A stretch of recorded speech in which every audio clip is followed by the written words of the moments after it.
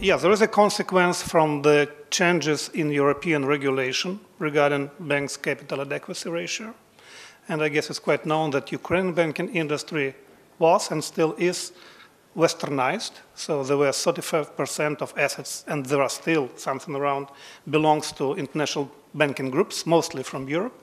And this new capital adequacy made pressure for many of them to squeeze activities and to be adequate to this capital adequacy for some period of time. That's issue number one. Issue number two is that many of business plans that were built to promote banking industry in Ukraine were done on the statistics or on the trends till 2008. And these trends were that banking industry grew up 70% average annually, 5 years before crisis. So taking into account such kind of trends, this was expectation, okay, not 70, but to my knowledge, 30–40% of growth of banking industry was predicted next 5, 7, 8 years in Ukraine. Not happened because of crisis, and not happened because of, I would say, some new lessons learned. So with the growth of GDP 4–5%, what we discussed today, we could justify growth of banking lending 15 up to 20, but not 40 or even more 70. That's now became much more known and much more aware. So review of business, so we cannot expect too many of lending because economy doesn't have capacity to eat so much of loans on a good quality level.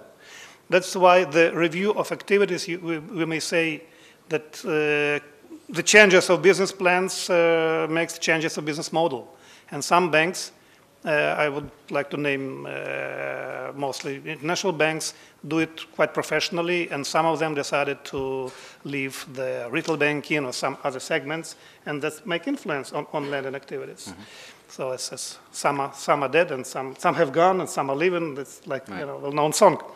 This makes it different to the expectations and makes different to your questions. It's not only the legal environment, but the driver of these behaviors and what makes appetites of investors lower at this level is that this legal environment is not well predicted.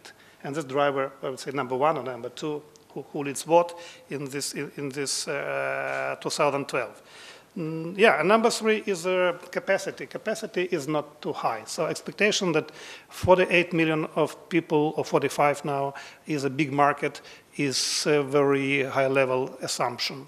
As the community or the country is very diversified, the distance from richest and to majority who are poor is so big that average is not bad, but if we'll say how many of these individuals can afford loans, we will say not many. And that's why now, after lessons that we developed loan portfolio with a quality of from 30 to 40% of NPLs, currently that makes different to our strategies. So 3 issues which I named, mostly from my opinion, are triggers what makes lending lower in 2012.